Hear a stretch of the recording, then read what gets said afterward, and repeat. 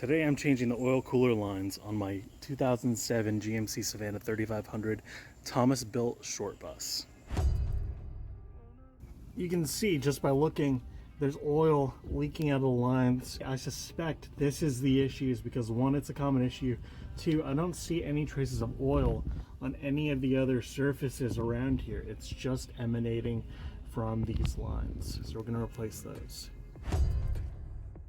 This is the new part that we're going to be using. This one is the OEM manufacturer. It's marked GM. Now I know it's really tempting to go for the Dorman part because of how much cheaper it is, but this OEM part was double the price, spending $120 on a part that I could otherwise get for $60 because the damage that this could cause, potentially killing an engine, basically stranding my house somewhere. It's well worth it to spend the extra $60. With the caveat that I should never have to replace it again in the life of this vehicle. From 2007 to 2022, it's lasted this long already. I think I'll be fine for the rest of the life of this vehicle with a brand new part.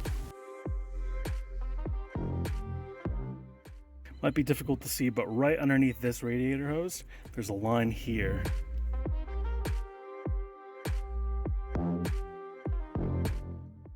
Right here you can see a little bit, and then there's another one down below, and those two ends are this one right underneath the radiator hose and this one towards the bottom respectively. Looks a little more like that. And that weird boxy thing with the two tubes coming out, that's the other end of it. Of course, this is the new blocky bit. We're going to take that plastic retaining part off. I apologize, it's a little tight in here. Got something in my eye. I am having trouble reaching the bolt that secures this in place. It's on this side. It's very difficult to get to. You can see it right there. So just to show you, I had to come in at a completely different angle to get to this bolt.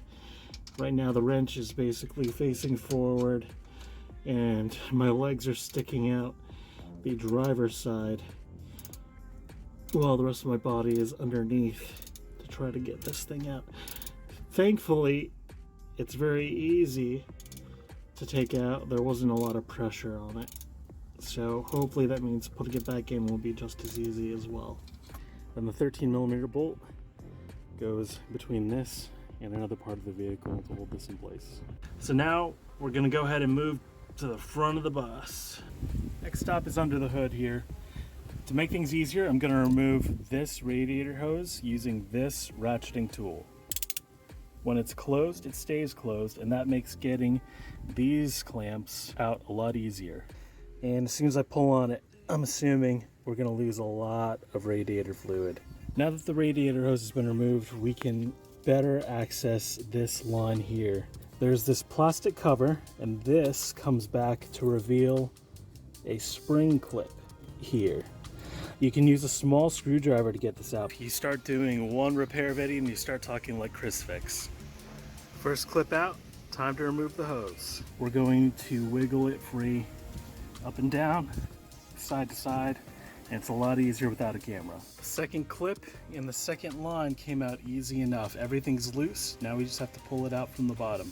The old part has definitely seen better days. Now it did take a little bit of finesse to get this line and that line down there in, and I had to make sure I avoided this piece here because it looks like it moves. I'm gonna put these clips back on, and then everything on the front here is done, short of reinstalling that radiator hose.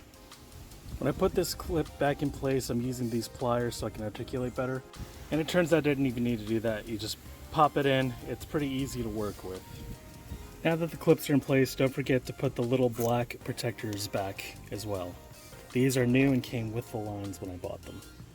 If it doesn't fit securely, or if you're having a little bit of trouble, you may have to wiggle the clip around a little bit, maybe use some pliers and push down on the ends. I had to work it a couple times to get this back in place. Now, radiator hose goes back on. Everything is back in place up here. Time to go back underneath the bus. Before we put that 13mm retaining bolt back in, we're going to bolt the lines back into the engine block here. Make sure that you've got a gasket. This one came with a new set along with new 10mm bolts. The 10mm bolts are in.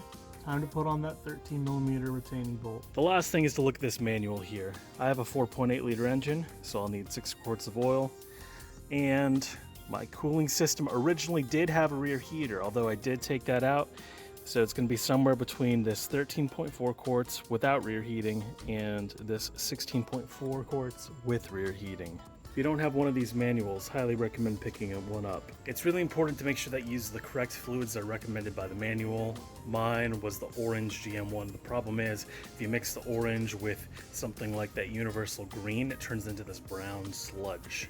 The local auto parts store had this alternative, and as you can see, GM 1995 and up. I'm also using this motor oil from Costco. Ran the bus and checked the fluids and everything looks fine.